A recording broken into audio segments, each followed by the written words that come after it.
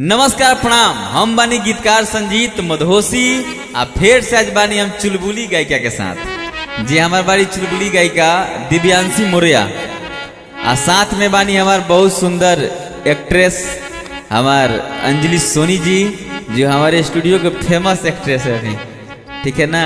हमारे हारमोनियम पे है हमारे स्टूडियो के हमारे भतीजा जी। आज मुझे मेहनत दिख रहा है, जो हम मेहनत किए हैं बहुत खुश हैं। देखिए हम मेहनत कराए आज, देखिए मेरा भतीजा का मेहनत दिख रहा है। मेरा भतीजा बहुत अच्छा हारमोनियम प्ले करता है। आप लोग का आशीर्वाद से बहुत बढ़िया कंपोजर हम बनाएंगे, ठीक है ना। आज कंपोजिशन कर भी रहा है, तो आप लोग ऐसे ही अपना प्यार आशीर्वाद देते रहें भाई पे।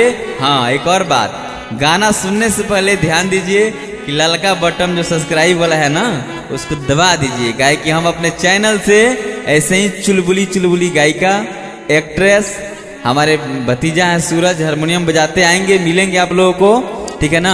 तो हमारे चैनल को संजीत मधोसी ऑफिशियल को सब्सक्राइब कीजिए, ठीक है ना, और घंटी भी दबा दीजिए। आइए मिलते हैं, कौन सा गाना आज गाएंगे हमारे चुलबुली गायिका दिव्यांशी मौर्य, देखते हैं। बोलिए। हाँ, एक और बात, ये अभी सीख रही हैं, ठीक है ना। रियाज करने के चलते इनका गला थोड़ा सा लग गया है, तो सोचे कि हम वीडियो बनाते हैं, देखते हैं कैसे गाती है गला लगे हुए में, ठीक है ना। सुनिए।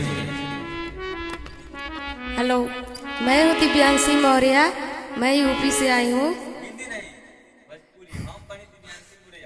हम बानी दिव्यांशी मौर्य, हम इलाहाबाद से आए हैं, यूपी से हैं। सब भैया आ जाता है थोड़ा अभी तो। और तहसील में जा ग्राम सुकाट है। मैं एक गीत गाने जा रही हूँ, जो भी है गला भी मेरा बैठा हुआ है, मतलब लग गया है, उसमें गा रहे हैं, कोशिश कर रहे हैं गा लेते हैं कि नहीं।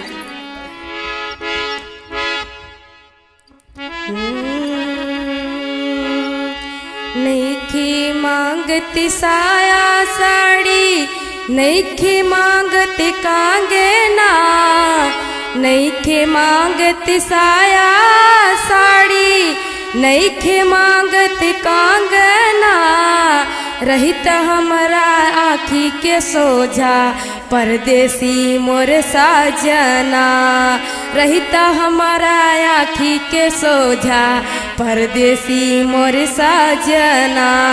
नईखे मांगत साया साड़ी, नईखे मांगत कांगना, नईखे मांगत साया साड़ी, नईखे मांगत कांगना, रहिता हमारा आँखी के सोझा परदेसी मोर साजना, रहिता हमारा आँखी के सोझा परदेसी मोर साजना।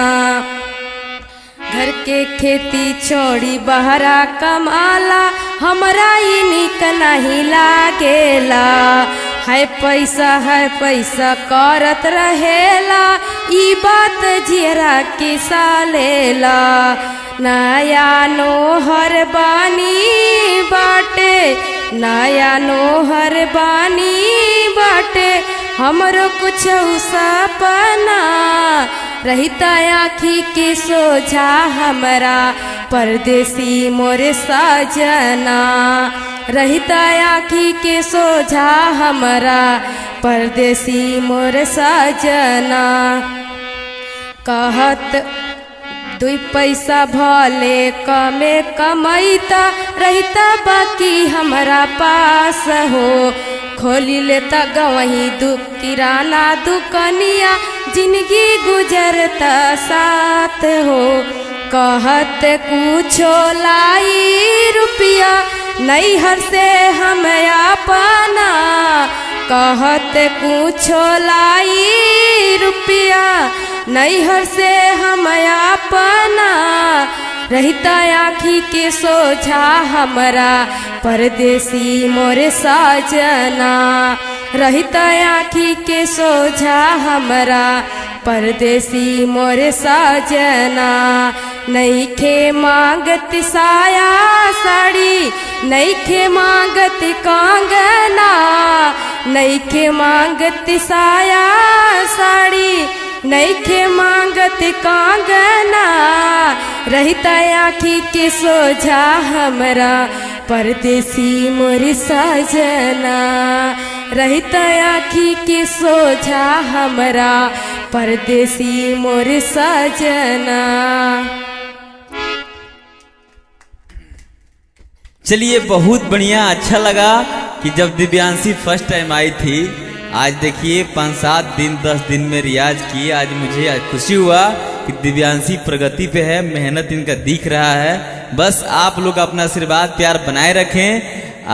हमारे जितने भी स्टूडेंट लोग हैं, ठीक है ना, ऐसे ही मेहनत करते रहें। हौसला आप लोग बढ़ाइए, कमेंट करके बताइए कि हम लोग जो ये मेहनत कर रहे हैं कैसा लग रहा है आप लोगों को, ठीक है ना, कमेंट बॉक्स में बताइए।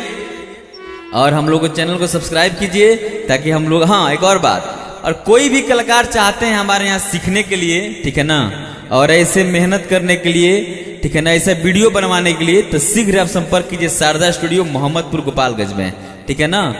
आइए, नमस्कार प्रणाम, फिर मिलते हैं अगले ब्रेक।